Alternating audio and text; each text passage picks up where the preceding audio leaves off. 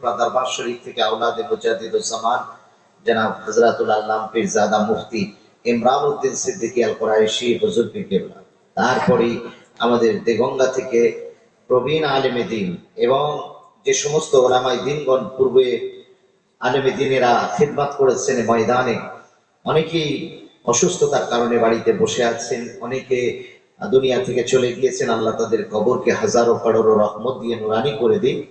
আর যারা প্রবীণদের ভিতরে এখনো ময়দানে আল্লাহ পাক যাদের দিয়ে কাজ নিচ্ছেন, তাদের ভিতরে অন্যতম আমার অত্যন্ত শ্রদ্ধাভাজন ভালোবাসার মানুষ, আমার পূর্বে আলোচনা রাখছিলেন জনাব হযরত মাওলানা মুফতি ইউনুস আলী সাহাব হাফিজাহুল্লাহ।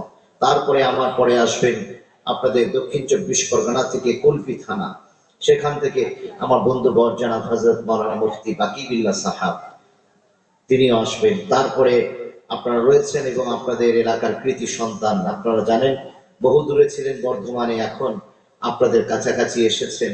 আল্লাহর মেহেরবানি, মাদ্রাসা এবং গ্রামে তিনি আরো কন্ট্রিবিউশন রাখতে পারবেন এই আশা আমি রাখছি। জনাব হযরত মাওলানা আব্দুর রাজ্জাক সাহাব হাফিজাহুল্লাহকে আল্লাহ হেফাজত করেন, বলেন আল্লাহুম্মা আমিন।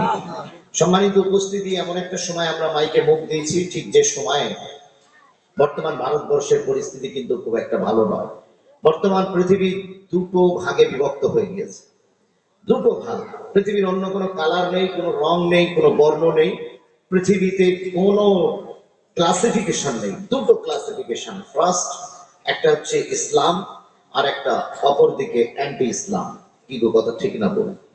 যদিও হিসেব বলছে, অঙ্ক বলছে পৃথিবীতে ৪৫০০-এর মতো রিলিজিয়ান রয়েছে, কিন্তু বিশ্বাস করুন বর্তমান পৃথিবী দুই ভাগে বিভক্ত। ৫১,১,৫০০,০০০ বর্গ কিলোমিটারের এই সুবিশাল পৃথিবী বর্তমানে পুরোপুরি দুটো অংশে বিভক্ত, একদিকে ইসলাম আর একদিকে ইসলাম বিরোধী শক্তি। এই দুটো জায়গা আপনাকে মাথায় রাখতে হবে। নচেত আপনি দেখুন তাদের জাত আলাদা, ধর্ম আলাদা, গোত্র আলাদা, বর্ণ আলাদা, সবকিছু আলাদা। এক ধর্মের মানুষ আরেক ধর্মের মানুষের সাথে কোন রকম আইডিওলজিতে মেলে না, মেথোডোলজিতে মেলে না, তাদের ধর্ম বিশ্বাসের সাথে যায় না।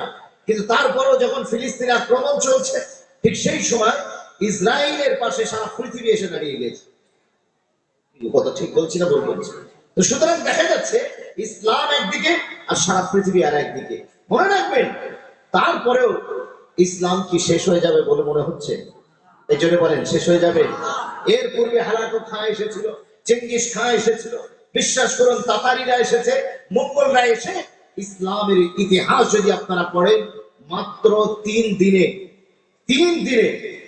18 লাখ মানুষকে, 18 লাখ মুসলমানকে তারা হত্যা করে বাগদাদের তাজলার নদীতে ফেলে দিয়েছে।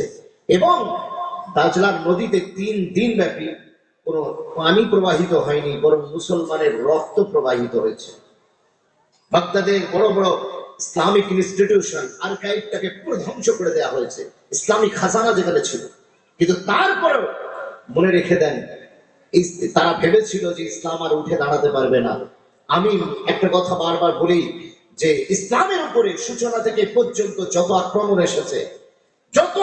এসেছে, এই আক্রমণের যদি 1% অন্য কোন রিলিজিয়ানের উপরে আসতো, তাহলে সেই রিলিজিয়ানের নাম আর অস্তিত্ব সারা পৃথিবী থেকে মুছে যেত। কিন্তু বিশ্বাস করুন, ইসলাম এমন একটা রিলিজিয়ান, এটা কোনো মৌলী সাহেবের রিলিজিয়ান নয়, এটা কোনো পীর সাহেবের নয়, এটা আমির সাহেবের ধর্ম নয়, এটা কোনো মাওলানার ধর্ম নয়। ইন্না দীনা ইনদাল্লাহিল ইসলাম। বিশ্বাস করুন, এটা আরশের মালিক আমার আল্লাহর ধর্ম। আর একবার জোরে বলবেন না সুবহানাল্লাহ। মনে রাখবেন, मुल्क की हुकूमत बदलती है मगर कायनात का खुदा नहीं बदलता। মনে রাখবেন, দেশের প্রধানমন্ত্রী, রাষ্ট্রপতি, প্রেসিডেন্ট, গভর্নরের পরিবর্তন হয়, কিন্তু কায়নাতের মালিক আমার আল্লাহ রাব্বুল আলামিন আগেও ছিলেন, এখনো আছেন, এবং আমার আল্লাহ অনন্তকাল থাকবেন। আর একবার জোরে বলা যাবে না সুবহানাল্লাহ।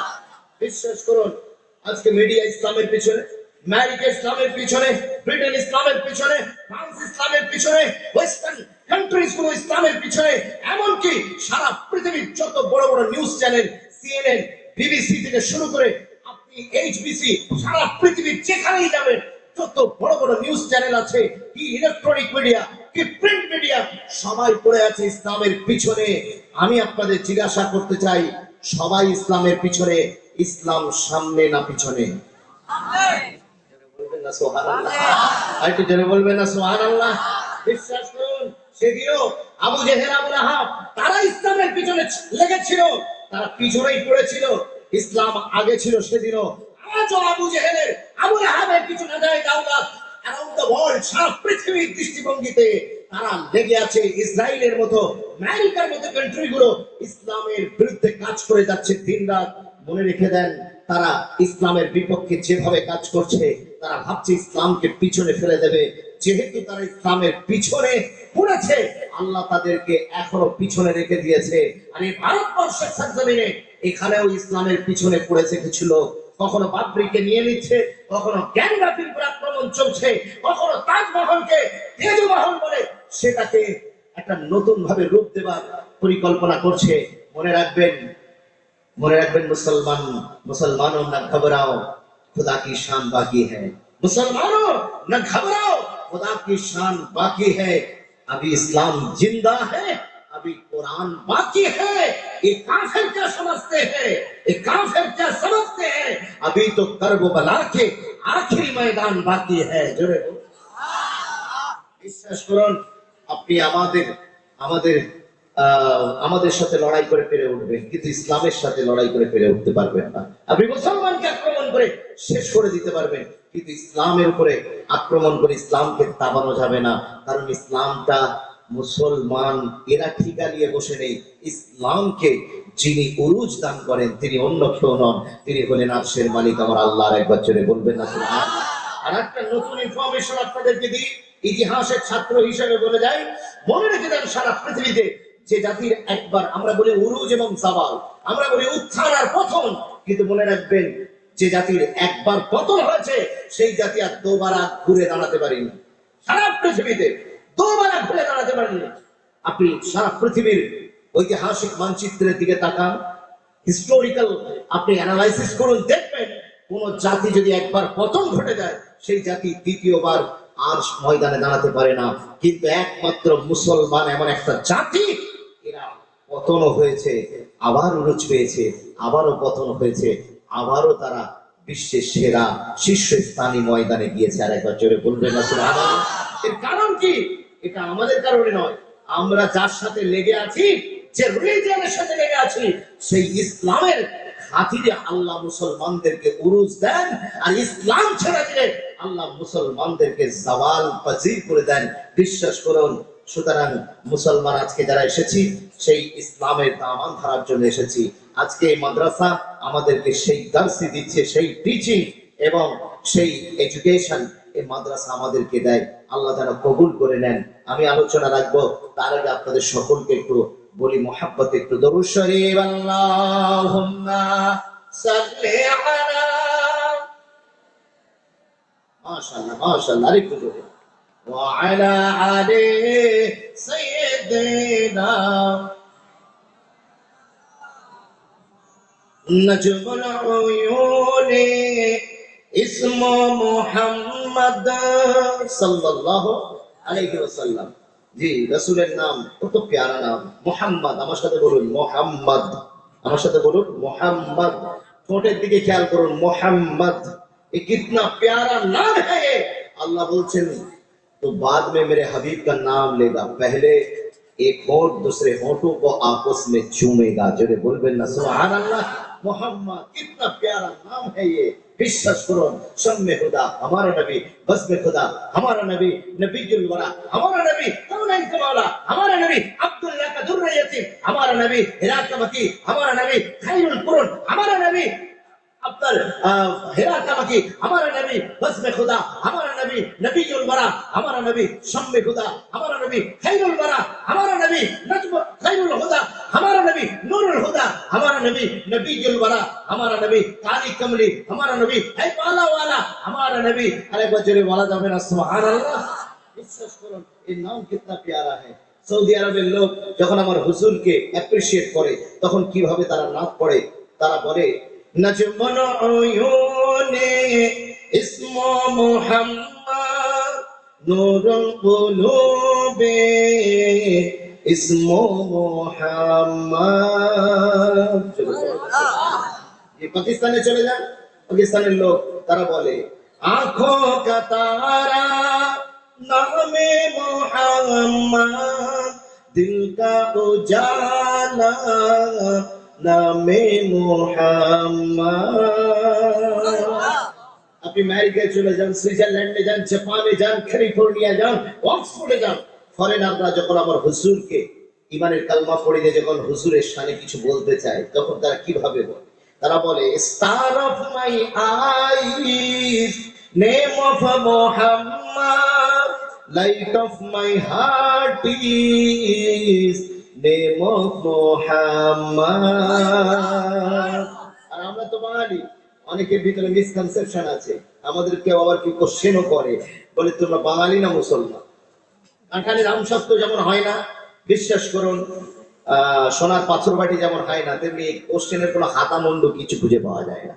জি, মনে রাখবেন, হিন্দুরাও বাঙালি, আমরা মুসলমানরাও বাঙালি, আমরা গর্ববোধ করি উই আর বেঙ্গলি মুসলিমস, আমরা বাঙালি মুসলমান হিসেবে গর্ববোধ করি। আর আমাদেরই গোত্রের লোকেরা জব্বার, করিম, এরা সব আপনার রফিক, এরা সব বাংলা ভাষার জন্য জান দিয়েছিল, বাংলা ভাষাকে ইন্টারন্যাশনাল লেভেলে পৌঁছে দিয়েছিল। আজকে আমাদেরকে বাঙালি খাতা থেকে বাদ দেবার পরিকল্পনা চলছে। গর্ব করে বলবেন আমি বাঙালি মুসলমান। আমরা যখন হুজুরকে নাম করি কিভাবে বলি? চোখের তারা নবীজির ওই নাম, অন্তরের আলো নবীজির ওই নাম। আল্লাহুম্মা সাল্লি আলা ওয়া আলা আলি সাইয়্যিদিনা।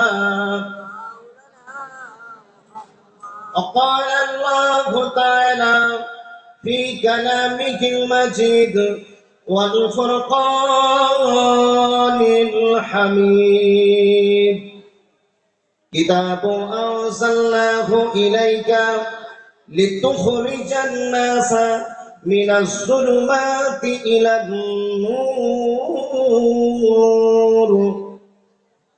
وقال النبي صلى الله عليه وسلم خيركم من تعلم القرآن وعلمه. وقال بني تعالى أيضا في كتابه في شان حبيبه مخبرا وآمرا إن الله وملائكته يصلون على النبي يا أيها الذين آمنوا صلوا عليه وسلموا تسليما.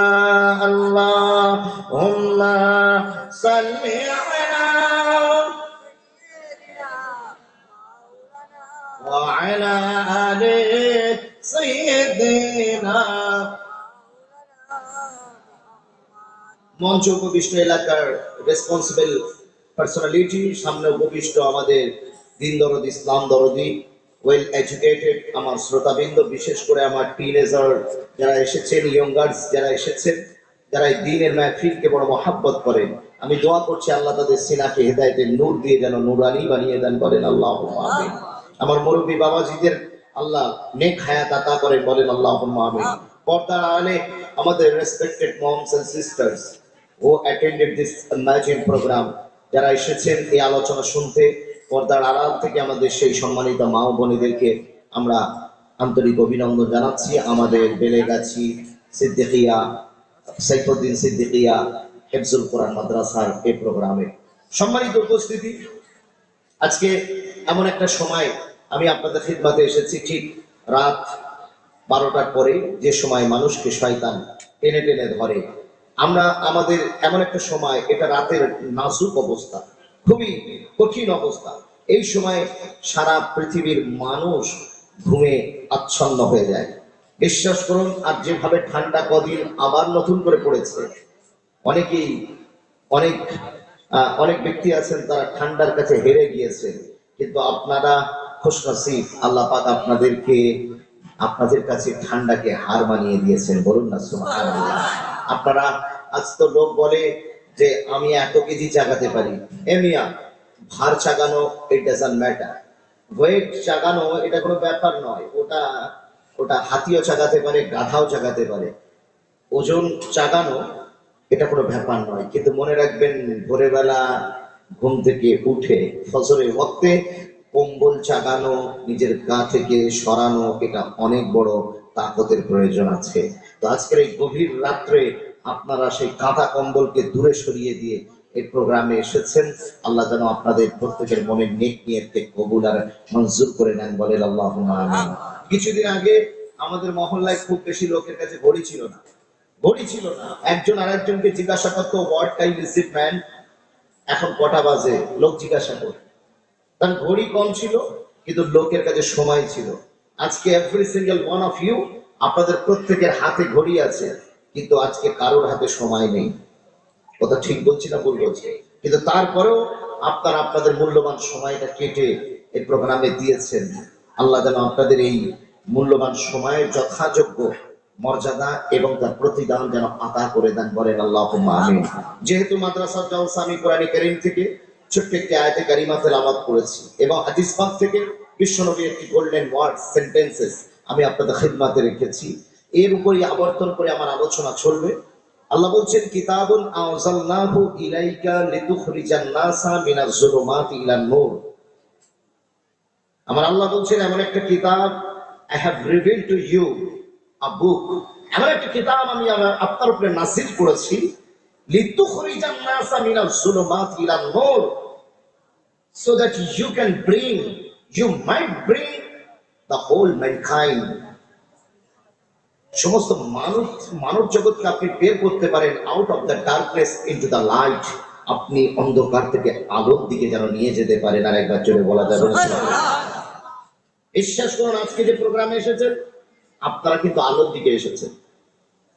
আর এই প্রোগ্রাম ছেড়ে যারা ধুচ্ছে মেলা, কেউ আপনার দেখছে খেলা, বিশ্বাস করুন আপনারা জলসা শুনছেন রাতের বেলা, মনে রাখবেন মুসলমান, আপনাদের ভিতরে তাদের ভিতরে তফাৎ হচ্ছে, বেসিক তফাৎ হচ্ছে এটাই, তারা অন্ধকারের দিকে যাচ্ছে আর আপনারা আলোর দিকে যাচ্ছেন। আর একবার চলে বলবেন না, এটা আল্লাহ তরফ থেকে আপনাদের উপরে এই রহম করা হয়েছে যে আল্লাহ আপনাদেরকে এই আলোর জন্য কবুল করেছেন। কথা বুঝছেন তো? আল্লাহ পাকের এই কোরআনের মাহফিলে আমি আর আপনি এখানে এসে উপস্থিত হয়েছি। কোরআনকে আল্লাহ নাযিল করেছেন যাতে করে মানব জগৎকে অন্ধকার থেকে আলোর দিকে নিয়ে যাওয়া যায়। কিন্তু বিশ্বাস করুন, বড় আফসোসের সাথে বলছি, কবি কবি সচ ভি কড়ওয়া লাগতা হ্যায়। মনে রাখবেন, যেটা দাওয়া মেডিসিন হয় সেটা কিন্তু তিতো হয়, কিন্তু ওতেই রোগ ভালো হয়। এটা বড় দুর্ভাগ্যজনক। আল্লাহ আমাদের কাছে কোরআন নাযিল করেছেন আমাদেরকে অন্ধকার থেকে আলোর দিকে নিয়ে যাওয়ার জন্য, কিন্তু বড় আফসোসের ব্যাপার, সারা পৃথিবীর মানুষ কোরআনের আলোয় আলোকিত হলেও হযরতে মুসলমান সে কিন্তু এই কোরআন থেকে আলোকিত হতে পারেনি, কোরআন দিয়ে আলোকিত নিজেদেরকে করতে পারেনি, নিজে অন্ধকারে রয়েছে। বর্তমান পৃথিবীতে যেটা দরকার, আজ হিন্দুস্তানের মুসলমান আপনাকে ঘৃণা করছে, ওকে ইসলাম নিয়ে ওর কোনো প্রবলেম নেই, ইসলাম নিয়ে ওর কোনো প্রবলেম নেই। গান্ধীজির কোনো প্রবলেম ছিল না, বিশ্বাস করুন, জওহরলাল নেহরুর কোনো প্রবলেম ছিল না, আপনি স্বামীজির কোনো প্রবলেম ছিল না, রবি ঠাকুরের কোনো প্রবলেম ছিল না। প্রবলেম বর্তমানে যেটা নন মুসলিমদের কাছে, সেটা হচ্ছে মুসলমান।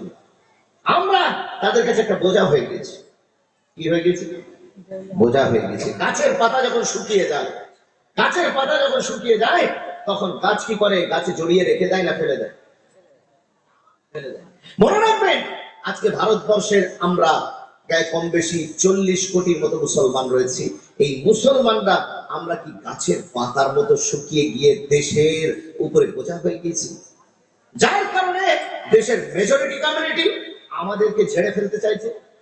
কখনো পাকিস্তান দেখাচ্ছে, কখনো গুলিস্তান দেখাচ্ছে। কেন? আবার আরেকটা মুসলমান, যিনি মিসাইল ম্যান নামে সারা ভারতবর্ষ, তার সারা পৃথিবীতে যার নাম ফেমাস হয়েছে, এপিজে আব্দুল কালাম, এই মিসাইল ম্যানকে এত মহব্বত করছে, তার নামে তকবীর দিচ্ছে, নারা লাগাচ্ছে। আর আমি যখন রাস্তা দিয়ে হেঁটে যাচ্ছি তখন আমার দিকে থুতু দিচ্ছে, কারণটা কি? বিশ্বাস করুন, আমি দেশের কোনো প্রয়োজনে আসতে পারছি না, দেশের কাছে বোঝা হয়ে গেছি। দেশকে আলো দেখাতে পারছি না, আমি নিজে অন্ধকারে আছি। ফলে অন্ধকারে থাকা লোককে কেউ ভালোবাসে না, কথা বুঝতে পারছেন না? আর তাকে কেউ আলো দিতে চায় না।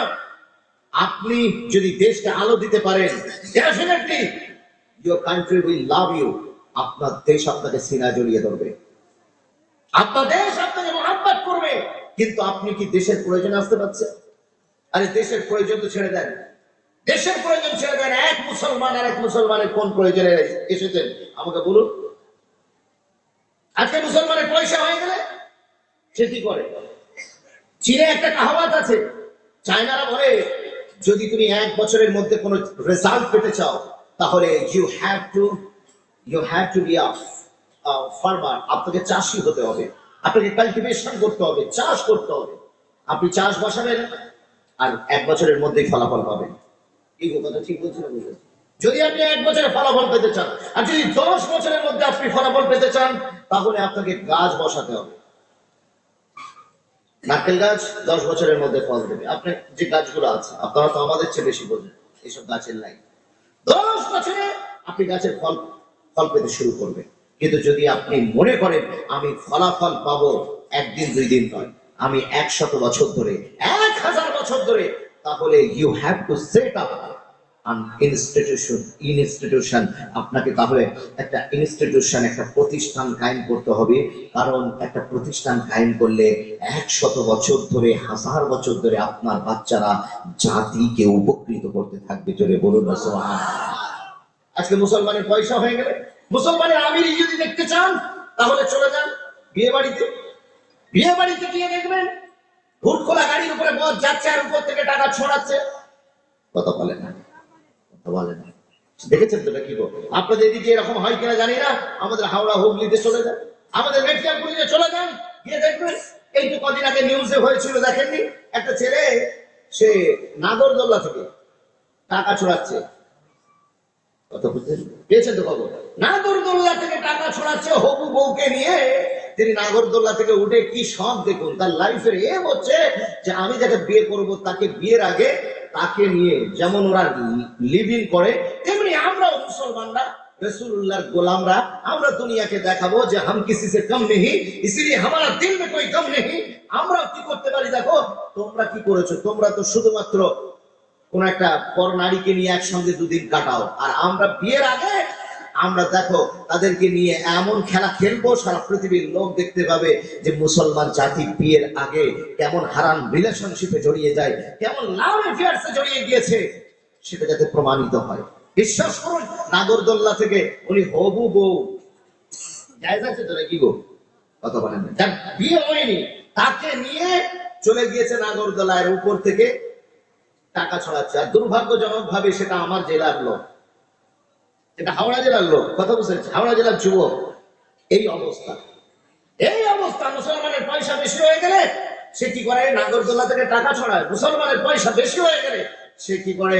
হুট খোলা গাড়ির উপর থেকে বিয়ের দিন টাকা ছড়ায়। মুসলমানের পয়সা বেশি হয়ে গেলে মনে রেখে দেন ইয়ে কি করে? খেলা দেয়, মেলা দেয়। বিশ্বাস করুন, আর যদি মুসলমানের আমিরই দেখতে চান তাহলে মুসলমানের বিয়ে বাড়িতে, কাওয়ালির অনুষ্ঠানে, আর আপনার কি বলে ওই নাগরদোল্লার উপর থেকে আপনি দেখতে পাবেন। আর মুসলমানের গরিবী যদি দেখতে চান তাহলে জুমার দিন মসজিদের টিনগুলোর দিকে তাকান, দেখবেন মুসলমান কতটা গরিব। মাদ্রাসার কালেকশন আপনি চান, তখন দেখবেন যে মুসলমান কতটা আলটিমেট গরিব। বিশ্বাস করুন, তাই আজকে যারা এখানে এসেছেন, আমি every single one of you আপনাদের প্রত্যেককে একটা কথা বলতে চাই যে আল্লাহ যদি কাউকে পয়সা দেয়, আল্লাহ যদি কাউকে পয়সা দেয়, সেই পয়সাটা যে কোন কাজে লাগাতে হবে সেটা মুসলমান এখনো শিখিনি। মুসলমান এখনো শিখিনি সেই টাকাটা কোন কাজে লাগাতে হবে। কথা বুঝতে পারছেন? আজকে আমি আপনাকে যে কথাটা বোঝাতে চাইছিলাম, আজকে আমাদের ইনস্টিটিউশন নেই আমাদের দেশে। স্বাধীনতার 72 বছরে বিহারের একটা রিপোর্ট দেখছিলাম, বিহারেতে 4000 জলসা হয়। কত জলসা? 4000 টোটাল জলসা। একটা জার্নালিস্ট তিনি ক্যালকুলেট করে দেখেছেন কোন জলসায় 5 লাখ 10 লাখ 15 লাখ এরকম করে ক্যালকুলেট করে দেখতে পাওয়া গেল বিহারের মুসলিমরা এভরি সিঙ্গেল ইয়ার তারা খরচা করে 2000 কোটি টাকা। কত কোটি টাকা? 2000 কোটি টাকা। 2000 কোটি টাকা এক বছরে খরচা হয়। চিন্তা করে দেখেছেন জলসার পিছনে। আর পশ্চিমবঙ্গের হিসেবটা আমাকে আপনারা কেউ করে দিলে আমাদের তাহলে পরিসংখ্যান বলতে সুবিধা হবে। পশ্চিম বাংলায় জলসার পিছনে এত টাকা খরচা, কিন্তু আপনি ইনভেস্ট যেখানে করবেন আপনি দেখে নেবেন না আপনার প্রফিট কেমন হচ্ছে। আপনি একটা বড় জলসা দিয়ে ভারতের মানুষকে প্রমাণ করতে চান, দেখাতে চান যে দেখো আমার ইসলাম কত উঁচু। না, আপনার এই জলসা দেখে কেউ ইমানের কালমা পড়বে না। আপনার এই জলসা দেখে কারোর ইসলাম সম্পর্কে কোন রকম দৃষ্টিভঙ্গি চেঞ্জ হবে না। যতক্ষণ না আপনি নিজেকে চেঞ্জ করবেন ততক্ষণ পর্যন্ত নন মুসলিমরা আপনার দিকে ঘুরেও তাকাবে না। কি কথা ঠিক বলছি না? বলছি আজকে মুসলমান কোন জায়গায় মুসলমান? এর তো শুধু মসজিদের মুসলমান রয়ে গিয়েছে, মাহফিলের মুসলমান রয়ে গিয়েছে। আপনি রাস্তায় বেরোন, মুসলমান জবান করলে ঝুট বলে, মিথ্যা বলে। বিশ্বাস করুন, আপনার পান তিরঙ্গার পিচ পাশে যেতে যেতে, টোটোয় যেতে যেতে জানালা দিয়ে ঠুকে দেয়। আপনার এয়ারপোর্টে গিয়ে সেখানে গিয়ে ঠুকে দেয়। বাথরুম, মসজিদ, মাদ্রাসার বাথরুম গুলো নষ্ট করে দেয়। স্কুলের আপনার পজিশন, সমস্ত কিছু ভালো জিনিসগুলো দেখলে সেখানে থুতু ফেলে। মুসলমান নিজেকে কবে পরিবর্তন করতে পারবে?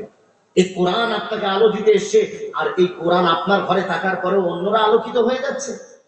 একটু ভাববেন না? তো ভাবার দরকার আছে। মনে রেখে দেন, আমাদের ইসলাম নিয়ে কারোর কোনো সমস্যা নেই, কারোর সমস্যা নেই। সবাই বলবে ইসলাম সাচ্চা, তাহলে সমস্যা হচ্ছে আমাদেরকে নিয়ে। আমরা এই দেশের জন্য বোঝা হয়ে গেছি।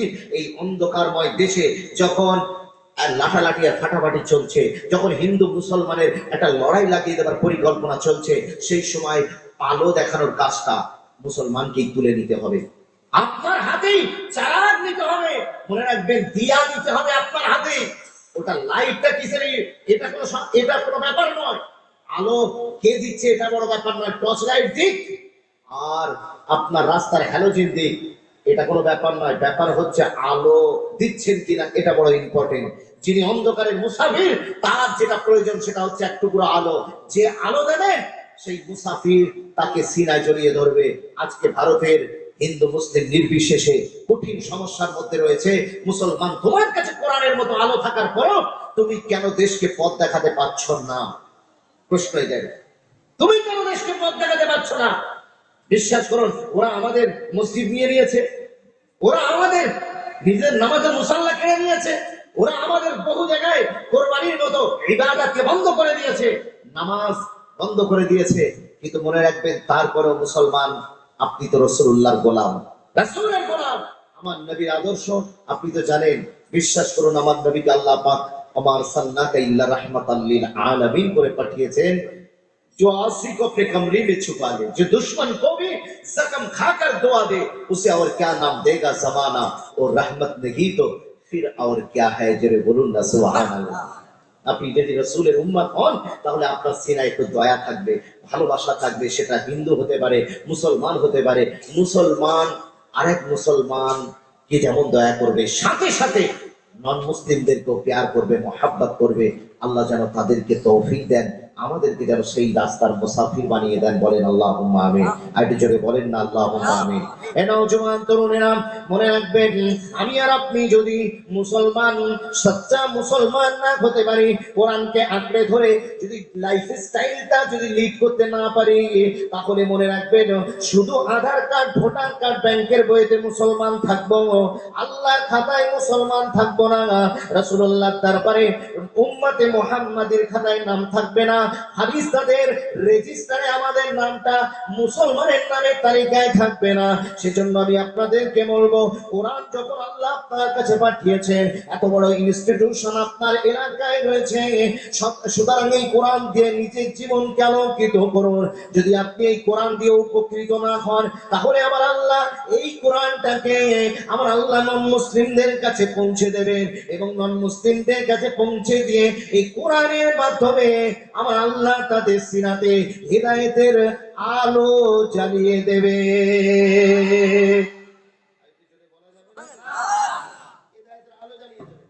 আপনি লিখে নেন, জাপানের বিখ্যাত কেইউ ইউনিভার্সিটির একজন সায়েন্টিস্ট প্রফেসর ডক্টর আশুতি কামাল আকুদা। আশুতি কামাল আকুদা ইনি একজন সায়েন্টিস্ট। ইনি কোরআন পড়ছেন, কোরআনের ইংরেজি ট্রান্সলেট করছেন। পশ্চিমা বিশ্ব ওনাকে যেভাবে বলেছেন উনি সেইভাবে বিলিভ করেন যে ইসলাম হচ্ছে টেরোরিজমের ধর্ম, ইসলাম হচ্ছে সন্ত্রাসবাদের ধর্ম, ফান্ডামেন্টালিস্ট একটা রিলিজিয়ান, বিশ্বাস করুন মৌলবাদের ধর্ম। উনি বলেন আমার মনে সব জাগলো, আমি কোরআন পড়া শুরু করলাম, কোরআন পড়া শুরু করলাম। যখন আমি কোরআন পড়া শুরু করলাম সূরাতুল হিজরের আপনার 26 নম্বর আয়াতে গিয়ে আমার চোখ আটকে গেল। কোরআনের একটা আয়াত আমাকে ইমানের দরবারে এনে হাজির করে দিল। জোরে বলবেন না সুবহানাল্লাহ? I accepted Islam. I accepted Islam. He converted to Islam because of one verse of the Holy Quran. কোরআনের একটা আয়াতের কারণে তিনি ইমানের কালমা পড়ে নিয়েছেন। আর আপনার ঘরে 6666 আয়াত, কেউ বলেছে 6236 আয়াত, whatever the number যাই পারে হোক, কিন্তু এই এতগুলো 6000-এর উপরে আয়াত আপনার বাড়িতে থাকার পরেও আপনার হৃদয়ে ইমানের আলো প্রবেশ করলো না কেন? এই প্রশ্ন করার দিন আছে না নাই? জলসাতে কোটি কোটি টাকা খরচা হচ্ছে স্বাধীনতার 72 বছরে। আমাদের মতো ছোট মোটো মৌলবী, বড় বড় ওলামায়ে দ্বীন স্কলাররা এই ফিল্ডে কাজ করছেন। বিশ্বাস করুন তারপরেও আমাদের হৃদয়ের ভিতরে কোরআনের নূর কেন প্রবেশ করলো না? কোরআনের নূর কেন প্রবেশ করলো না? আজকে মিডিয়া খুললে যাদের নাম আসে, লিটল বাহিনী, হযরতে মুসলমান, কথা বুঝতে পারছেন না? মুসলমান হযরতে, মনে রাখবেন এই কোন পলিটিক্যাল পার্টি কেউ আপনার মামা নয়, কেউ আপনার চাচা নয়, এরা সব ভিতরে মিলে হুয়ে হ্যাঁ। এদের প্রত্যেকের সব দোকানে শাটার আলাদা, ভিতরের মাল কিন্তু এক। हर किसी का अलग अलग होता है झंडा मगर एक सा होता है डंडा। প্রত্যেকটা পার্টির ঝান্ডার কালার আলাদা, কিন্তু এদের ডান্ডার কালার কিন্তু এক। যে ডান্ডা দিয়ে হযরতে মুসলমানকে যখন প্রয়োজন পড়ে তখন পিটিয়ে দেওয়া হয়, একটু ওষুধ দিয়ে দেওয়া হয়। মনে রেখে দেন, এই পলিটিক্যাল পার্টিগুলো আপনাকে দামাত বানাবে, জামাই বানাবে, আপনাকে মন্ত্রী বানাবে, কিন্তু মনে রাখবেন এরা কোনদিন ভারতবর্ষের নেতা আপনাকে বানাবে না। আজ আপনার মসজিদের উপরে এত আক্রমণ, কোরআনের উপরে আক্রমণ। আপনার মসজিদে হচ্ছে 25 জন মাত্র নামাজ পড়বে জুমার দিন, আর 10 জন পড়বে বক্তিয়া নামাজে। এটা অ্যালাউ করার জন্য সরকারের উপরে প্রেসার ক্রিয়েট করা হচ্ছে। সুপ্রিম কোর্টে কেস চলছে। সাইফুদ্দিন সিদ্দিকিয়া মাদ্রাসা সহ দারুল উলুম দেওবন্দ থেকে সাহারানপুরের মাজাহিরুল উলুম, নাদওয়াতুল উলামা থেকে শুরু করে বিহারের প্রত্যন্ত এলাকার মাদ্রাসা, বিশ্বাস করুন সমস্ত মাদ্রাসাকে একেবারে বন্ধ করে দেওয়ার জন্য, ব্যান করার জন্য সুপ্রিম কোর্টে কেস চলছে। কোন পার্টির লোক যাদেরকে দুহাত করে আমরা ভোট দিলাম, যাদের ছড়িয়ে ফরিয়ে দিলাম, যাদের অসময়ে আমরা তাদেরকে জিতিয়ে মন্ত্রী করে আমরা ক্ষমতায় বসালাম, কেউ মুখ খুলছে? কেউ মুখ খুলছে?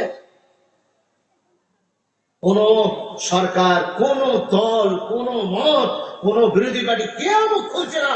আপনার চোখের সামনে দিয়ে বাবরি মসজিদ শহীদ করে দেওয়া হলো, এখন জ্ঞানবাপী মসজিদে পূজা চলছে, কেউ মুখ খুলছে? তার কারণটা কি? তার কারণ হচ্ছে এটাই, বিশ্বাস করুন আপনার প্রয়োজন মিটে গিয়েছে, আপনার প্রয়োজন মিটে গিয়েছে। সেই জন্য মুসলমান দেখুন, এই ভারতবর্ষে শিখেরা বসবাস করে, খ্রিস্টানরা বসবাস করে, বৌদ্ধরা বসবাস করে, তাদের সাথে কোন রকম ঝামেলা নেই। কিন্তু বিশ্বাস করুন সমস্যা শুধু মুসলমানদের সাথে। যত প্রবলেম সব আমাদের, ওদের কোনো প্রবলেম নেই। তাহলে ওরা কি স্ট্র্যাটেজি ফলো করছে? We have to look that. আমাদেরকে ওই দিকে একটু খেয়াল রাখতে হবে না? আমি অমৃতসর পাঞ্জাবে গিয়েছি, আমি গেলাম, কমিটির ছেলেরা বললো হুজুর আপনার তো সময় হাতে আছে, এখনো জলসার নাইটে আপনি প্রোগ্রাম করবেন, চলুন একটু স্বর্ণ মন্দিরে ঘুরে আসি। আমি বললাম চলো। তো গেলাম, যাবার পরে ওইখানে গিয়ে যেটা দেখলাম, বিশ্বাস করুন আপনি শুনলে অবাক হয়ে যাবেন। এরা কোন পলিটিক্যাল পার্টির নেতৃত্ব দিচ্ছে না, এরা ভোট নিয়ে মারামারি করছে না, এরা অমুক দাদা জিন্দাবাদ, দিদি জিন্দাবাদ, মামু জিন্দাবাদ, চাচা জিন্দাবাদ এসব কিচ্ছু করে না শিখেরা। কিন্তু শিখেরা কিভাবে এগিয়ে গিয়েছে ভারতবর্ষে আপনি শুনলে অবাক হয়ে যাবেন। তারা কোন আলোয় আলোকিত হয়েছে আর আমরা কোন অন্ধকারে পড়ে আছি। আমি ভিতরে গেলাম, যাবার পরে গিয়ে দেখলাম আমাকে যখন ওদের হেসেলে, ওদের কিচেনে নিয়ে গেল, আল্লাহু আকবার কাবীরা, বস্তা বস্তা লড়াই করে আপনার আটা আসছে, সে আটা কারা পাঠাচ্ছে, কে পাঠাচ্ছে, কোথা থেকে আসছে, ডোনার কারা, ওইটা অন্য। বিশ্বাস করুন, রুটি তৈরি হচ্ছে কিসে জানেন? মেশিনে রুটি তৈরি হচ্ছে। থালা ধোয়া হয় তার জন্য আলাদা মেশিন, উপর থেকে পানি ঝরবে, থালাগুলো সব রেখে রাখা হবে, উপর থেকে পানি ঝরবে। ডাল রান্না হচ্ছে বড় বড় চেঙ্গারিতে, দুবেলা খানা দেওয়া হয়, দুবেলা এই স্বর্ণ মন্দির থেকে খানা দেওয়া হয় ফ্রি অফ কস্টে। ফ্রি অফ কস্টে যে আসবে, হেরাওয়ালা, টোটোওয়ালা, ভ্যানওয়ালা, মুটে, রাখাল, রাস্তাগ্রাহী, মুসাফির, হিন্দু, মুসলিম, শিখ, ইসাই, বৌদ্ধ, কাউকে কোনো বাজ বিচার করা হয় না। বরং এখানে শুধু দেখা হয় সে হযরত ইনসান কিনা, মানুষ কিনা, এটা দেখে তাকে কি করা হয়, খানা পরিবেশন করা হয়। আর সবাই নিচে বসে খানা খাবে। বিশ্বাস করুন, আমি তো দেখে অবাক হয়ে গেলাম, পার ডেতে হাজার হাজার মানুষকে খানা খাওয়ানো হচ্ছে। আর আমার রাসূলকে জিজ্ঞাসা করা হয়েছিল, আইয়ুল ইসলামে খায়রুন, হুজুর ইসলামের অন্যতম উত্তম কাজ কি? রাসূল বললেন, তুকরিউস সালাম ও তুতঈমুত তুআম, তোমরা মানুষকে দেখা হলে শান্তির বার্তা দেবে, মানুষকে গুড মেসেজ দেবে, সালাম দেবে, সাথে সাথে তুতঈমুত তুআম, তোমরা মানুষকে খানা খাওয়াবে। আরেকবার জোরে বলা যাবে না সুবহানাল্লাহ? আজকে আমাদের বাড়িতে মানুষ তো দূর কি বাত, একটা কুকুর যদি আসে, আমি চুষে দেওয়া হাড় ফেলে দিয়েছি রান্নাঘরের সামনে, একটা কুকুরও যদি আসে, সেই চুষে দেওয়া হাড়টা সে খেতে এসেছে, আমরা কি তাকেও ছাড়ি নাকি? আমরা তার পিছনে ডান্ডা নিয়ে তাড়া করি। বিশ্বাস করুন, আমরা মুসলমান, যে কাজ আমাদের করার দরকার ছিল, এই শিকার ভারতবর্ষের উপকারে এসেছে, ভারতবর্ষের মানুষের উপকারে এসেছে, তাই ভারত তাদের বিরুদ্ধে কোন রকম অ্যাকশন নিচ্ছে না। আর আপনি মুসলমান, সিনায় হাত দিয়ে বলুন, আপনি সামাজিক সোশ্যাল কন্ট্রিবিউশন কোন জায়গায় রাখতে পেরেছেন? কোন জায়গায় রাখতে পেরেছেন? কি করতে পেরেছেন? আমি আর আপনি দেশের জন্য, দেশের কাছে তো আমরা বোঝা হয়ে গেছি। দেশ মনে করছে এদেরকে ঝেড়ে ফেললে ভালো। মনে রাখবেন, তাই হাতে ধরে বলে যাই, কোরআন আমার কাছে থাকার পরেও, রাসূল আমার কাছে থাকার পরেও, ইসলাম আমার কাছে থাকার পরেও আমার যদি চরিত্রের পরিবর্তন না ঘটে, আমার ক্যারেক্টারের পরিবর্তন না ঘটে, তাহলে সব বেকার। বিশ্বাস করুন, এই তো কদিন আগে, আপনারা জানেন, শুনলে অবাক হবেন, একটা খবর আপনাদেরকে দিই। ব্যাড নিউজ তো অনেক শুনলেন, এবার একটা গুড নিউজ শুনুন। যদি আমাদের মাদ্রাসাগুলো, যদি আমাদের মসজিদগুলো, এগুলো এগুলোর সাথে সাথে অন্যান্য সামাজিক অবদানে আমরা যদি কাজ করে যেতে পারতাম, শুধুমাত্র নবী দিবসের দিন একদিন খেজুর আর পানি দিয়ে আমি রাসূলের আদর্শ পালন করলাম। নবীকে শুধু একদিনের জন্য না 365 দিনের জন্য? কথা বলে না, 365 দিন তো নবীজির আদর্শ আমি পালন করছি, মাত্র একদিন খেজুর আর পানি রাস্তার লোককে খাওয়াচ্ছি, মাশাআল্লাহ, ভালো কাজ খাওয়ান। কিন্তু পরের দিন আপনার চায়ের দোকান, আপনি মুসলমান, আপনি বেলেগাছিতে চায়ের দোকান, সেই চায়ের দোকানে আপনার পানি রাখা আছে, একজন পথচারী চা খাবে না, যদি সে শুধু পানি খেতে চায়, আপনি তাকে হাঁকার মেরে তাড়িয়ে দিচ্ছেন। কথা বলে না। এই তো আপনার আদর্শ কোথায় গেল? আপনার নবী একদিনের জন্য, আপনি একদিনের নবীর আশিক, আপনি একদিনের মুসলমান। হাতে ধরে বলে যায়, জুমার দিনের মুসলমান আর জলসার দিনের মুসলমান, ঈদের দিনের মুসলমান না হয়ে আপনি সারা লাইফের জন্য, ফর এভারের জন্য আপনি মুসলমান হয়ে যান।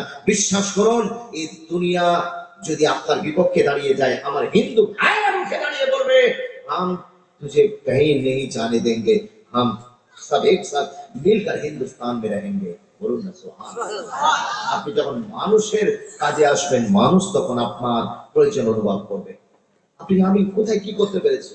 একটা গুড নিউজ এর মাঝে শোনাই, বাবরি তো চলে গেল, জ্ঞানবাপীর পিছনে পড়েছে, সারা পৃথিবীতে দেশকে শর্মিন্দা করে দেওয়া হচ্ছে, শর্মিন্দা করে দেওয়া হচ্ছে। জ্ঞানবাপীতে মসজিদের ভিতরে পুজো শুরু করা হয়ে গেছে, ওটাও হাতছাড়া করার পরিকল্পনা রয়েছে। আর সুপ্রিম কোর্টের উপরে আমাদের কোনো ভরসা নেই। কথা বুঝতে পেরেছেন? আমাদের বিশ্বাস, আমরা কি করে বিশ্বাস করব সুপ্রিম কোর্টকে? দেশের ন্যায় ব্যবস্থা যেখান থেকে পাওয়ার কথা, সেইখান থেকেই যদি দেশের অরাজকতা তৈরি হয়, তাহলে কি দরকার? কোটি কোটি টাকা আমরা খরচা করেছি বাবরিকে বাঁচানোর জন্য, কিন্তু আমরা পারলাম না, আমরা পারলাম না। আর যে লোকটা জ্ঞানব্যাপীতে, যে বিচারক জ্ঞানব্যাপী মসজিদকে, যে ওখানে মন্দিরে পুজো পারমিশনের অনুমতি দেয়, সেই লোকটা 31 তারিখে 31 জানুয়ারিতে রিটায়ারমেন্ট করে।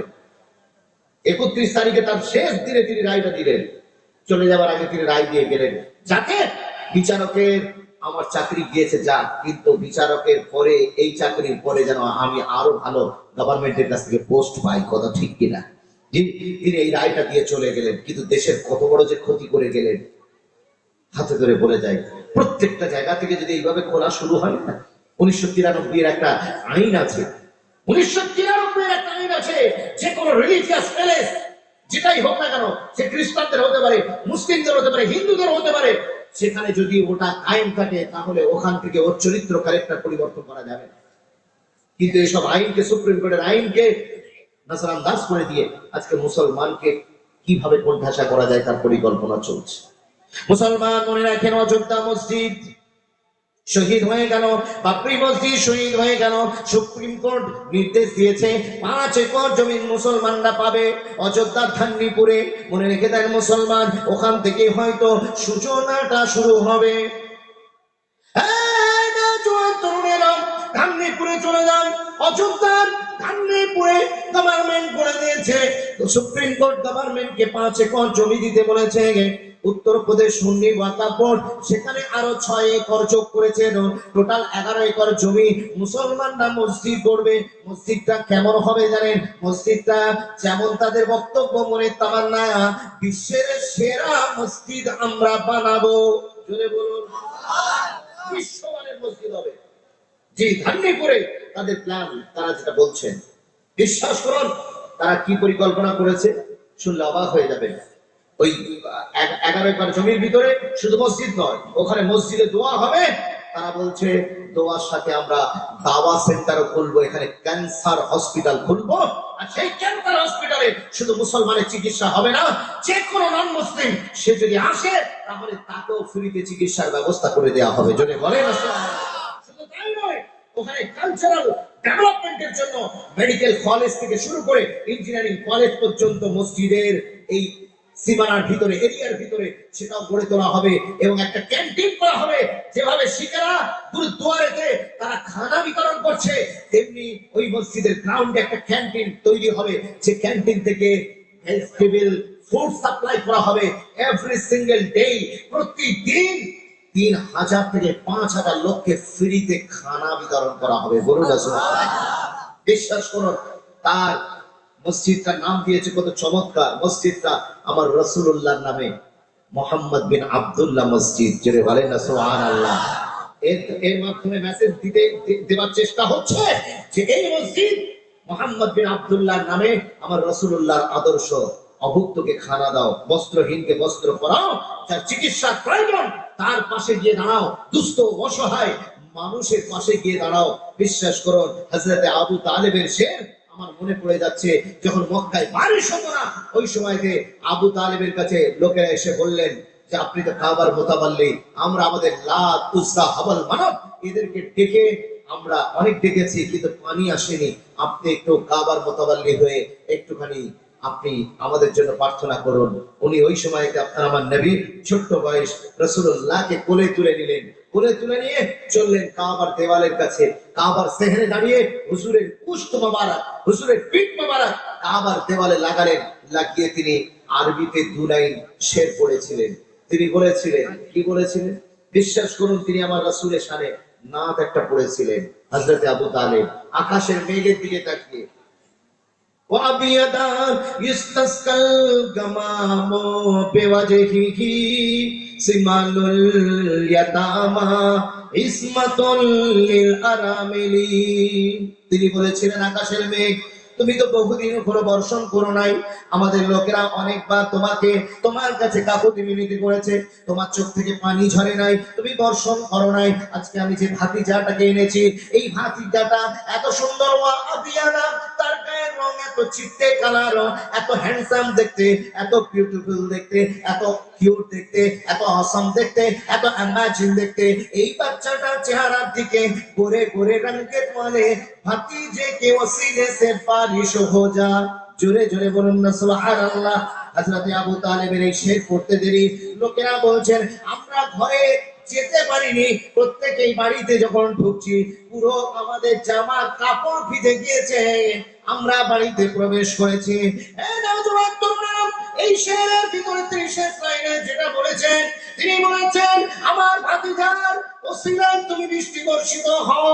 আমার ভাতিজা এমন একজন ভাতিজা, যে ভাতিজাটা পেওয়াতে সাহারা আর এতিমেরও সাহারা। ইসমাতুল লিল আরামিলি ইসমানুল ইয়াতামা ইসমাতুল লিল আরামিলি, এ পেওয়াও কা আসরা আর এতিমও কা সাহারা। আরেকবার জোরে বলা যাবে না সুবহানাল্লাহ? বিশ্বাস করুন, সেই জন্য তো আমার নবী যখন দুনিয়ায় আসে তখন এরা সব খুশি বানিয়েছিল না, যে হুজুরকে পেয়ে যাদের যাদের কথা কেউ লোক কোনোদিন দুনিয়াতে কেউ কোনোদিন স্মরণ করতো না, তারা খুশি মানিয়েছিল। বিশ্বাস করুন, আমার রাসূল যখন দুনিয়ায় এলেন তখন ইয়েতিমও খুশি মানাচ্ছে, বিধবা মেয়েটাও খুশিতে আনন্দ মানাচ্ছে। বিশ্বাস করুন, জন্তুগুলো আনন্দে নাচছে। আসমান জমিন চন্দ্র সূর্য গ্রহ তারা নক্ষত্র ধূমকেতু গ্যালাক্সি ব্ল্যাক হোল কৃষ্ণ গহ্বর সবাই রাসূলুল্লাহর আমাদে আনন্দ প্রকাশ করছে। তখন জিজ্ঞাসা করা হলো, তোমরা এত আনন্দ কেন? আসছে তো আব্দুল্লাহর বেটা, আসছে তো আমিন আল্লাহ, আসছে তো সিদ্দিক কাইয়ার, আসছে তো বেলাল কা গমখার, আসছে তো সোহরা কা বাবা, আসছে তো হাসনাইন কা নানা, কিন্তু তুমি খুশি क्यों है? वो तখন বলছে, मैं खुशी क्यों ना मनाऊं? आज तो आसमान से पूछा गया, आसमान तो क्यों खुशी मना रहा है? आसमान ने कहा, मुझे मेरा मोहम्मद मिल गया। जोरे बोलो ना सुभान अल्लाह। आसमान ने कहा, मुझे मेरा अहमद मिल गया। जमीन से कहा गया, जमीन तो क्यों खुशी मना रहा है? बोले, अरे यार मैं क्यों ना मनाऊं, आज तो मेरा अहमद मिल गया। जोरे बोलो ना सुभान अल्लाह। आसमान ने कहा, मुझे मेरा अहमद मिल गया। जमीन ने कहा, मुझे मेरा मोहम्मद मिल गया। सितारों ने कहा, मुझे चमक मिल गया। सूरज ने कहा, मुझे रोशनी मिल गया। खुशबू ने कहा, फूल ने कहा, मुझे खुशबू मिल गया। सितारों ने कहा, मुझे चमक मिल गया। फूलों ने कहा, मुझे महक मिल गया। चांद ने कहा, मुझे चटनी मिल गया। सूरज ने कहा, मुझे रोशनी मिल गया। यतीमों ने कहा, मुझे यतीमों ने कहा, मुझे सहारा मिल गया। ब्याओं ने कहा, मुझे आसरा मिल गया। भटकने वालों ने कहा, मुझे मकाम मिल गया। यतीमों ने कहा, मुझे सहारा मिल गया। सिद्दीक ने कहा, मुझे सदाकत मिल गया। उमर ने कहा, मुझे अदालत मिल गया। उस्मान ने कहा, मुझे शराफत मिल गया। अली ने कहा, मुझे शुजाअत मिल गया। हुसैन ने कहा, मुझे शहादत मिल गया। वलियों ने कहा, मुझे इमाम मिल गया।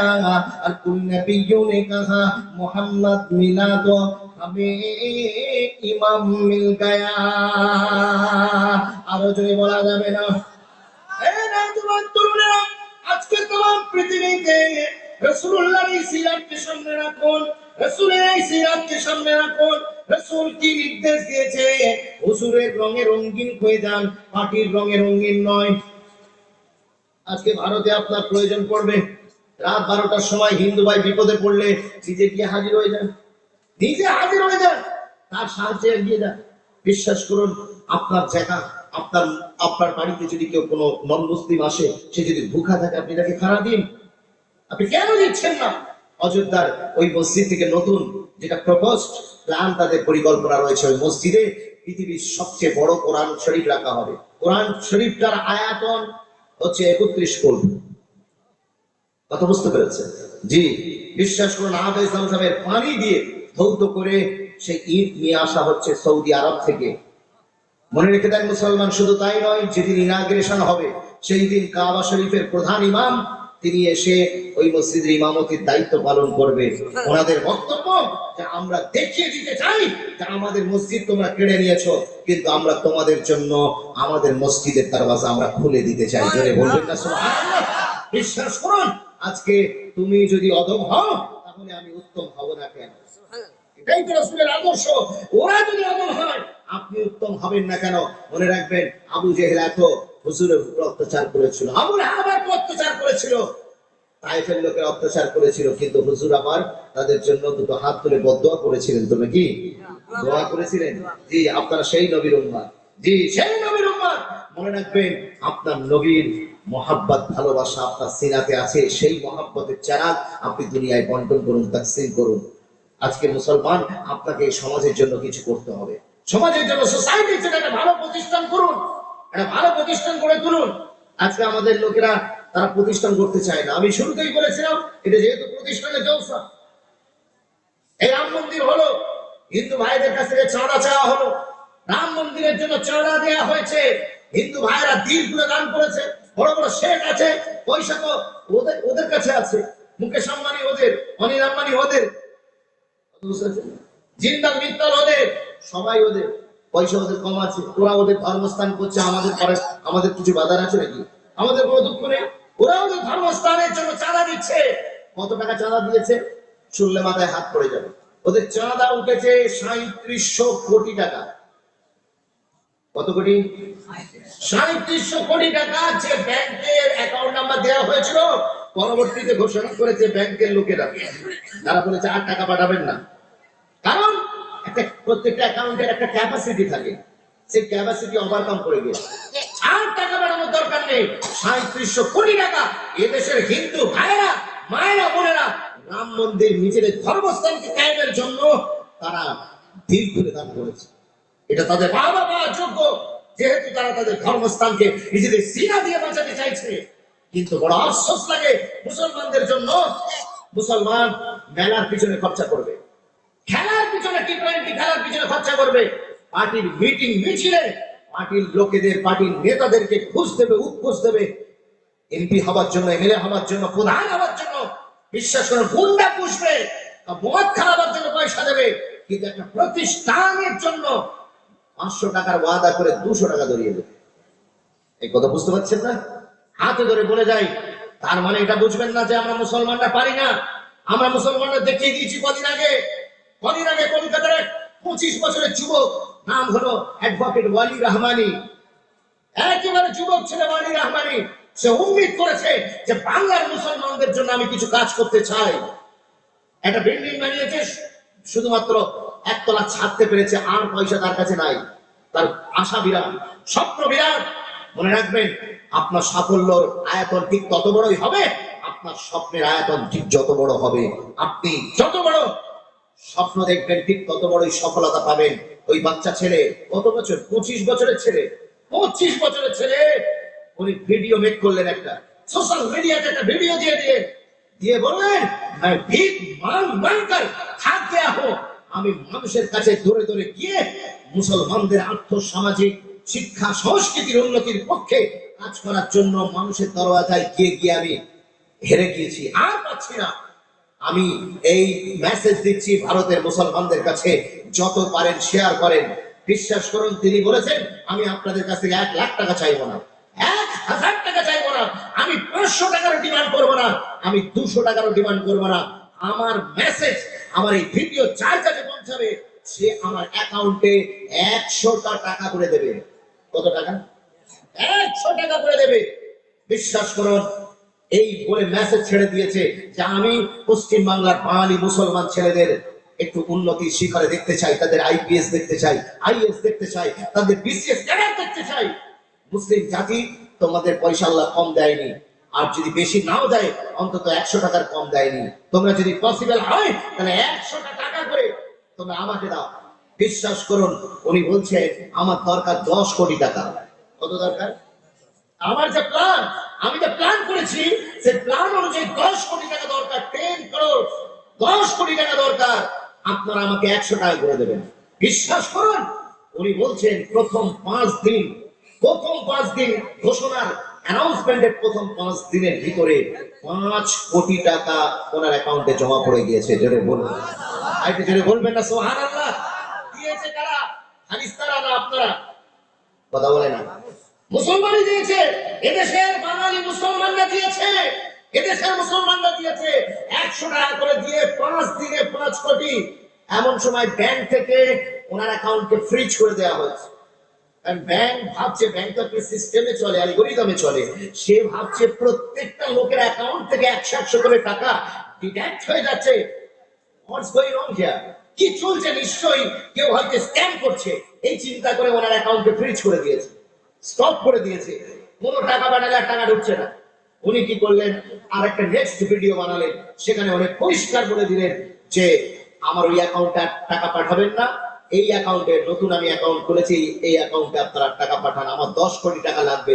বিশ্বাস করুন, উনি বলতেন পার ডেতে আমি বিছানা থেকে, ঘুম থেকে ফজর বেলা যখন উঠি, সাজদায় পড়ে আল্লাহর কাছে কেঁদে বলি, আল্লাহ, এই ভারতের বাঙালি মুসলমানদের জন্য আমি কিছু করতে চাই, পশ্চিম বাংলার মুসলমানদের জন্য আমি কিছু করতে চাই, আল্লাহ তুমি আমাকে সাহায্য করো। সাজদা থেকে উঠে মোবাইল ওপেন করলেই আমি আমার মেসেজ দেখতে পেতাম এভরি সিঙ্গেল ডে 1 কোটি টাকা করে আমার অ্যাকাউন্টে ঢুকছে। এই 1 কোটি টাকা একজন দিচ্ছে না, বরং এই পশ্চিম বাংলার আপনার হাজারে হাজারে মানুষ তাদের অ্যাকাউন্ট থেকে 100 টাকা করে দিচ্ছে। আরেকবার জোরে বলবেন না সুবহানাল্লাহ? 10 দিন যাওয়ার আগে উনি 10 কোটি টাকা উনি ওনার লক্ষ্যে পৌঁছে গেলেন। আরেকবার জোরে বলুন না সুবহানাল্লাহ? তাহলে বোঝা যাচ্ছে মুসলমানকে একটু ইন্সপায়ার করতে হবে, মুসলমানকে রাস্তা দেখাতে হবে, মুসলমানকে একটু এনকারেজ করতে হবে যে কোথায় ব্যয় করতে হবে, কোন জায়গায় দিলে সে জনম জনম ধরে বেনিফিটেড হবে। তাই আমি আজকে আপনাদেরকে বলবো, আমাদের এই বেলেগাছি মাদ্রাসার জন্য আপনারা কি পারবেন না এই মাদ্রাসা হাওড়া জেলায় গিয়ে চাঁদা চাইবে? হাওড়া জেলায় গিয়ে চাঁদা চাইবে? এই মাদ্রাসা উত্তর 24 পরগনায় গিয়ে চাঁদা চাইবে? রাস্তায় দাঁড়িয়ে আপনার যেভাবে ট্রাফিক সিগন্যালে দাঁড়ালে, ভারতীয় বড় দুঃখজনক অবস্থা, মুসলমানদের ভারতীয় মুসলমানের 4 জনের 1 জন হচ্ছে গরিব, 4 জনের 1 জন গরিব। আর যদি একটু ভালো করে বলতে গেলে দেখতে পাওয়া যাবে 4 জনের 1 জন অন্ততপক্ষে গরিব না হলেও সে ভিখারি, ভিক করে খাচ্ছে। আর আমাদের এই লেভেলটা এত খারাপ হয়ে গিয়েছে, একটা হিন্দু ভাইও যদি ভিক চায় তাহলে সে মুসলমানের টুপি আর মুসলমানের জামা গায়ে দিয়ে লোকের কাছে ভিক চায়। আমাদের জামা আমাদের টুপিটা ভিক্ষা চাওয়ার সিম্বল হয়ে গিয়েছে। একটা হিন্দু ভাই, একটা নন মুসলিম ভাই, সেও জানে যদি ভিক চাইতে হয় তাহলে মাথায় টুপি আর গায়ে একটা জামা ঝোলাতে হবে। মুসলমান, তোমার পরিচয় দেখো, কোন জায়গায় কোন লেভেলে তুমি গিয়েছো, কি অবস্থা চলছে। মুসলমান, আমরা চাঁদা দিয়েছি, চাঁদা নিয়েছি, চাঁদা দিয়েছি, চাঁদা নিয়েছি। যাকাত কোটি কোটি টাকা, আরব খারব টাকা মুসলমান যাকাত দিচ্ছে প্রতি বছর। কিন্তু বিশ্বাস করুন, যারা গরিব ছিল তারা গরিবই আছে, যারা ধনী ছিল তারা ধনী আছে। সমাজের কোনো পরিবর্তন হয়নি, ইউটিলাইজ করতে পারিনি। তার কারণ আমরা অর্গানাইজ হয়েছে যাকাতের পয়সাকে আমরা ব্যয় করতে পারিনি, আমরা আমাদের যাকাতের পয়সাটাকে সঠিক পথে ব্যয় করতে পারিনি। লক্ষ্য করে দেখুন, আমার রাসূল পাক সাল্লাল্লাহু আলাইহি ওয়াসাল্লামের যাকাত ফরজ হবার পরে মদিনাতে 8 মাসের ভিতরে যাকাত লেবার মতো আর দ্বিতীয় কেউ অবশিষ্ট ছিল না। বলে বলুন, যাকাত ফরজ হবার 8 মাস পরে মদিনাতে আর কেউ যাকাত লেবার মতো দ্বিতীয় লোক কেউ অবশিষ্ট ছিল না। আর আজকে স্বাধীনতার 72, 73, 75, 76 বছর আজকে চলছে, আমরা যাকাত খালি দিয়ে যাচ্ছি, দান করে যাচ্ছি, আর এক শ্রেণীর মানুষ নিয়ে যাচ্ছে, কিন্তু কোনো উন্নতি হচ্ছে না। আসলে আমরা আমাদের টাকাটাকে সঠিক পথে ব্যয় করছি না। আজ যে প্রতিষ্ঠান গড়ে উঠেছে, এই প্রতিষ্ঠান আপনি যদি দেন তাহলে এইটা থেকে যারা বেরোবে, এখান থেকে যারা বের হবে, আপনি যে সমস্ত প্রতিষ্ঠান মিশন গুলো আছে সেখানে যদি আপনার অর্থ দান করেন, বিশ্বাস করুন সেখান থেকে যারা বেরোবে তারা সমাজের আইপিএস হবে, অফিসার হবে, তারা সমাজে সুপ্রতিষ্ঠিত হবে। সে 5টা গরিব ফ্যামিলিকে উপরের দিকে নিয়ে যেতে পারবে। হয়তো আপনি সঙ্গে সঙ্গে ফল পাবেন না, আপনি 10 বছর পর, 15 বছর পর, 20 বছর পরে আপনি তার ফল দেখতে পাবেন। তাই আসুন, আমি আপনাদেরকে বলবো আজকে এটাই সঠিক জায়গা মুসলিম জাতিকে সোজাভাবে মেরুদণ্ডকে সোজা করে দাঁড় করাতে গেলে। আসুন আসুন, আপনাদের ভিতরে কে আছেন জি 1000 টাকা এই মাদ্রাসার জন্য? মাশাআল্লাহ, কি নাম বলেন? আশরাফ সর্দার। আশরাফ সর্দার ভাই জোরে বলেন নারায়ে তাকবীর। এই জোরে বলেন নারায়ে তাকবীর। আশরাফ সর্দার ভাই জোরে বলেন মারহাবা, নারায়ে তাকবীর। নাম্বার 2 দ্বিতীয় নম্বরে কে আছে? ভাই সাহেবের নাম লিখুন। এদিকে থাকেন আপনি, কিন্তু ওই কি নাম বাবু? সিরাজ ঢালি। ঢালি, হ্যাঁ সিরাজ ঢালি ভাই, উনিও 1000 টাকা। বলেন আলহামদুলিল্লাহ। আল্লাহ ভাইদের বিন্দু বিন্দু দানকে সিন্ধুতে যেন পরিণত করে দেন। 3 নম্বরে কে আছেন 1000 টাকা? একটু তাড়াতাড়ি বলেন, একটু তাড়াতাড়ি বলেন, দেরি করবেন না। 1000 টাকা মাশাআল্লাহ সঙ্গে সঙ্গে দিয়ে দিলেন, নগদে। আল্লাহ কবুল করেন। ভাইয়ের দানকে যে উদ্দেশ্যে দিয়েছেন আল্লাহ নেক উদ্দেশ্যকে কবুল করেন, রুজিতে কামাইতে বারাকা নসিব করেন। বলেন আল্লাহুম্মা আমিন। 3 নম্বরে কে আছেন? একটু হাত তুলবেন। মাশাআল্লাহ 1000 টাকা। 1000 টাকা, বেশি নয়, 1000 টাকা। 3 নম্বরে একটু হাত তোলেন। মহাব্বতে কে আছে? আমি কালেকশনের বক্তা নয়, অ্যাকচুয়ালি আমি কালেকশন করতে পারি না, কিন্তু আমার এই মহান সাহেব ভাই আমার আদত খারাপ করে দিচ্ছে। কথা ঠিক কিনা? এই হাত পাতা খুব বাজে জিনিস, কথা বুঝতে পেরেছেন? কিন্তু তারপরেও বলবো এটা প্রতিষ্ঠানের জন্য। আপনারা 1000 টাকা কি আছে একটু তাড়াতাড়ি হাত তোলেন, একটু মহাব্বতে। জানি আপনাদের ধান টান মাঠের যা কিছু সেগুলো এখনো ওঠে নাই, কিন্তু মনে রাখবেন আল্লাহর উপরে খেয়াল করে নিয়ত করে জলসাকে রমাদানুল মোবারকের মাস পড়ে যাবার কারণে একটু অন্য সময় আনতে হয়েছে। এবছরটা ম্যানেজ করে নিয়ে আপনারা একটু নেক নিয়ত করে একটু হাত তোলেন না, 1000 টাকা করে একটু তাড়াতাড়ি তোলেন। জি, বিশ্বাস করুন, আল্লাহ যদি আপনাকে কবুল করে নেয়, এই 1000 টাকাতেই আপনার নাজাতের ব্যবস্থা হয়ে যাবে। কে আছেন একটু হাত তোলেন। আমি কি বেশি বলে ফেললাম? এই বাবা, মাশাআল্লাহ। কি নাম? ওই যে ভাই সাহেব বলেন, আব্দুল লতিফ লস্কর। ওইটা হুজুরের আব্বা জান, আল্লাহ নেক হায়াত নসিব করে, বলেন আল্লাহুম্মা আমিন, বলেন আল্লাহুম্মা আমিন। ওই আরেকজন ভাই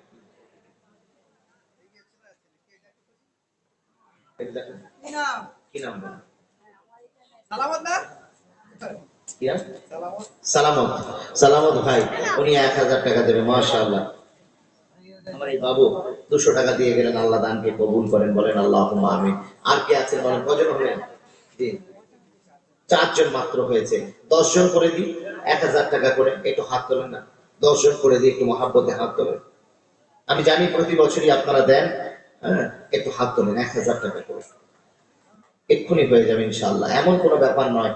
আল্লাহ পাক এক একটা প্রতিষ্ঠান আমাদের কাছ থেকে, আল্লাহ দেখছেন যে মুসলমানদের কাছ থেকে এক একটা প্রতিষ্ঠান চলে যাচ্ছে, কাফেররা কেড়ে নিচ্ছে। যেটা আছে সেটাকে বুকে করে আগলে রাখুন, বুকে করে আগলে রাখুন। এই প্রতিষ্ঠানগুলোকে হিফাজত করুন। আসুন না, কে আছেন 1000 টাকা করে একটু মহাব্বতে হাত তুলবেন, একটু মহাব্বতে হাত তোলেন না ভাই। একটু জিকির করেন, লা ইলাহা ইল্লাল্লাহ, জোরে জোরে, লা ইলাহা ইল্লাল্লাহ, লা ইলাহা ইল্লাল্লাহু মুহাম্মাদুর রাসূলুল্লাহ সাল্লাল্লাহু আলাইহি ওয়াসাল্লাম। কে আছে ভাই? মাশাআল্লাহ। কি নাম দেখেন? শামসুদ্দিন ভাই সাহেব 1000 টাকা। নারায়ে তাকবীর। 500, মাশাআল্লাহ, 500 টাকা দিয়েছে। নারায়ে তাকবীর। দাতাগণ জোরে বলেন মারহাবা, নারায়ে তাকবীর। 1000 টাকা করে 10 জন লোক লাগবে, মাত্র হয়েছে 4 জন। এটা ফাটাফাট বলেন। আমার মা বোনেরা যারা প্রজেক্টরের মাধ্যমে দেখছেন, এখন তো আপনাদের প্রতি মাসে 1000 করে ঢুকতে বলে ওয়াদা হয়ে গেছে নাকি? এই তো নগদ ভাই আমার। জি, কি নাম তোমার বলো? মঈনুদ্দিন লস্কর। মনে হচ্ছে সর্দার। কোথায় কাজ করো তুমি? রাজমিস্ত্রি কাজ করে। 1000 টাকা দিল। আল্লাহ জান মালের হিফাজত করবেন, সাথে সাথে ঈমানের হিফাজত নসিব করবেন, রুজিতে কামাইতে বারাকা নসিব করবেন, বলেন আল্লাহুম্মা আমিন। নারায়ে তাকবীর, নারায়ে তাকবীর।